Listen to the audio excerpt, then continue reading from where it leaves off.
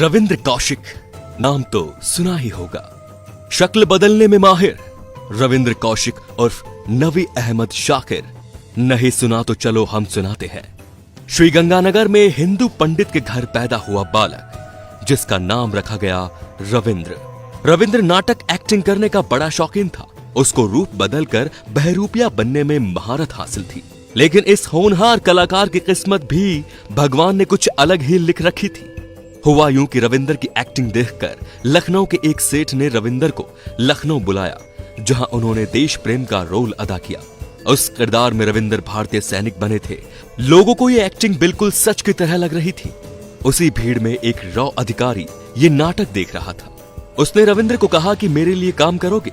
उसने रविंद्र को काम नहीं बताया, पर इतना कहा कि बहरूपिया बनकर मुसलमान की एक्टिंग करनी पड़ेगी। रविंद्र ने कहा क्यों नहीं। रविंद्र के हामी भरने के बाद रॉ द्वारा उसको गुप्त स्थान पर ले जाया गया। फिर रविंद्र की 2 साल तक ट्रेनिंग चली और ये भी देखा गया कि रविंद्र के अंदर देश प्रेम और धर्म के प्रति कितनी आस्था है। ऐसा इसलिए किया जाता है क्योंकि मुस्लिम देश में कोई एजेंट पकड़ा जाए तो वो किस हद तक मुंह खोल सकता है। रविंद्र हर परीक्षा में पास हुआ। रविंद्र ने रॉ के अधिकारियों को खुश कर दिया था। आखिर में रविंद्र के इम्तिहान का दिन आ गया। रॉ के एक बड़े अधिकारी ने रविंद्र को बोला कि पाकिस्तान जाओगे।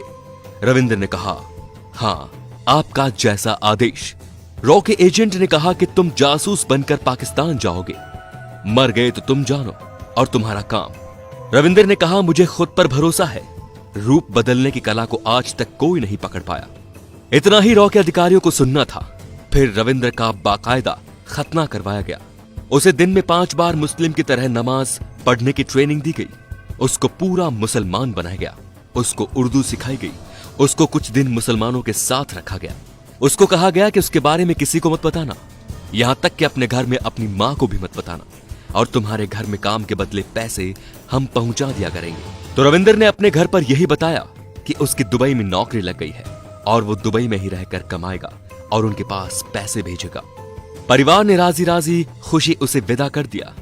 फिर उनको भारतीय सेना द्वारा सीमा पार करवा के पाकिस्तान भेजा गया, जहां अब रविंद्र को अपनी पूरी जिंदगी बितानी थी। रविंद्र ने पाकिस्तान जाकर सबसे पहले अपना शिनाख्ती कार्ड बनवाया और कराची के एक कॉलेज में LLB डिग्री ले ली। फिर एक दिन अखबार में रविंद्र ने पाकिस्तानी सेना का इश्तिहार देखा। कहा जाता है कि रविंद्र उर्फ नवी अहमद शाकिर ने पाकिस्तानी सेना को अपने काम से इतना खुश कर दिया था कि सेना में वो मेजर के पद तक पहुंच गए थे। पाकिस्तान में मेजर का पद काफी ओहदा रखता है। और अंत में उन्होंने अपने सीनियर अधिकारी चकीवर शेख की बेटी फातिमा से शादी कर ली। फातिमा से रविंद्र दिल से प्यार करते थे, पर रविंद्र ने फातिमा को कभी नहीं बताया कि वो उसके देश की जासूसी कर रहा है और वो भारतीय हिंदू है, और मुसलमान बनकर उससे शादी की। वो भारत को पाकिस्तान से कई महत्वपूर्ण सूचनाएं भेज रहा था। इधर रॉ के अधिकारी खुश और पाकिस्तान में पाकिस्तानी सेना उसके काम से खुश। सब बढ़िया चल रहा था, पर कांग्रेस की सरकार से एक बहुत बड़ी चूक हो गई। हुआ यूं कि कांग्रेस की सरकार चाहती थी कि रविंद्र की सहायता के लिए एक और आदमी पाकिस्तान भेजा जाए। रविंद्र से इस बारे में जब पूछा गया तो रविंद्र ने कहा मुझे किसी की जरूरत नहीं है, मैं अकेला ही काम कर लूंगा। और कांग्रेस सरकार के दबाव में रविंद्र को हामी भरनी पड़ी। फिर एक और रॉ के एजेंट को तैयार करके पाकिस्तान रवाना किया गया। उसने भारत बॉर्डर तो पार कर लिया, पर रुक गया एक होटल पर चाय पीने, जहां कुछ पाकिस्तानी सैनिक पहले से ही बैठे थे। उन सैनिकों को इस एजेंट की बोलचाल से शक हो गया। सैनिकों ने उस एजेंट को पकड़ लिया और पूछा कि कौन हो तुम। उस मूर्ख एजेंट ने बोला कि मैं भारत से आया हूं मेरे दोस्त से मिलने, पर समय ही खराब था। उनमें से एक ने कहा बुला कौन है तेरा दोस्त, नहीं तो गोली मार दूंगा। इतना सुनते ही वो रॉ का एजेंट शुरू हो गया और बोला कि मैं रॉ का एजेंट हूं, यहां पर मौजूद पहले से ही रॉ के एजेंट की मदद करने आया हूं, और जो आपके सेना में मेजर हैं, जिसने हिंदू होते हुए भी मुस्लिम लड़की से शादी की, ये सब उसने बोल दिया। पाकिस्तानी सेना एकदम हक्का बक्का रह गई। सेना के एक सैनिक ने कहा तुम उससे कहां पर मिलने वाले थे? उससे उसी प्लान के मुताबिक मिलो, पर उसे शक नहीं होना चाहिए। प्लान के मुताबिक सुबह उसने रविंद्र को जिन्ना उद्यान में बुलाया। रविंद्र समय पर पहुंच गया। दोनों ने हाथ मिलाया। पहले से ताक में बैठे पाक सैनिकों ने रविंद्र को दबोच लिया। खैर रविंद्र को डाल दिया गया पाकिस्तान की अंडरग्राउंड जेल में, जहां न सूरज की रोशनी थी न चांद की ठंडक थी तो बस गुमनामी। कहते हैं रविंदर को उस बैरक में 12 दिनों तक बिना खाने के रखा। रविंदर के लिए जेल की बैरक के ऊपर से पानी डाला जाता था, उतना ही जीना कि वो जीवित रह सके। रविंदर जेल में चाट चाट कर पानी पीते थे। 12 दिन बाद रविंदर को अदालत में पेश किया गया, जहां उन्हें फांसी की सजा सुनाई गई। पर पाकिस्तान की कुछ मानवाधिकार वाली संस्थाओं ने इस फांसी को उम्र कैद में तब्दील करवा दिया।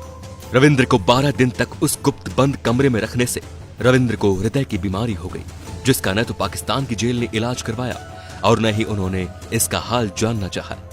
रविंद्र को अब रोज सुबह से शाम तक खाने में पिटाई, भयंकर पिटाई के अलावा कुछ नहीं मिलता था। इस बीच रविंद्र अपने घर पर खत भी लिखा करता था, जो आज भी उसके घर पर मौजूद है, जिसमें रविंद्र लिखा करता था कि मैं कोई दुबई वुबई कमाने नहीं गया, मैं जासूसी करने पाकिस्तान गया हूं, जहां मुझे भारत सरकार की गलती के कारण धर लिया गया है। मैं भारत सरकार के लिए इस पराये मुल्क के लिए आया। मैंने उसको जानकारियां दी, मैंने उनको सन 71 के युद्ध को जीतने में बहुत सहायता की। इंदिरा गांधी ने मुझे ब्लैक टाइगर की उपाधि दी। अब मुझे टीबी और हृदय रोग हो गया है, जिसका इलाज इस मुल्क में नहीं है। मुझे बचा लो, मैं भारत की जमीन पर मरना चाहता हूं। रविंद्र के पिता बार बार भारत के नेताओं से मिलते रहे। नेताओं ने इतना ही कहा कि उसने एग्रीमेंट साइन किया है कि पकड़ा गया तो उसकी कोई सहायता नहीं होगी। और अंत में 2001 में पाकिस्तानी टॉर्चर सहते सहते रविंद्र ने पाकिस्तान की जेल में प्राण त्याग दिए। भारत सरकार ने रविंद्र का शव लेने से भी इनकार कर दिया। पाकिस्तान की नीचता भी गजब है। उन लोगों ने रविंद्र का शव कचरे के साथ जला दिया। कहा जाता है कि रविंद्र की मुस्लिम पत्नी भी उससे मिलने एक बार जेल आई थी। उसने बस यही पूछा था कि क्यों किया मेरे साथ ऐसा। रविंद्र का जवाब था, मेरे देश के लिए। फिर वो उससे मिलने कभी नहीं आई। रविंद्र और उस मुस्लिम महिला का एक बेटा भी है, जो पाकिस्तान में ही रहता है। रविंद्र इतना महान रूप बदलू था कि वो पाकिस्तानी फौज में मेजर रहते हुए 5 बार अपने परिवार से मिलने आया था और ऐसे छुट्टियां बिताई जैसे कोई भारतीय फौजी अपने घर पर छुट्टियां बिताने आता हो। पर कभी पाकिस्तान को उस पर शक नहीं हुआ। बस कांग्रेस सरकार की एक छोटी सी गलती रविंद्र को ले डूबी। तो ऐसे महान वीरों के लिए एक शेर तो बनता है दोस्तों, भारत मां के सच्चे सपूत को मेरा दिल से सलाम। भारत माता की जय। धन्यवाद।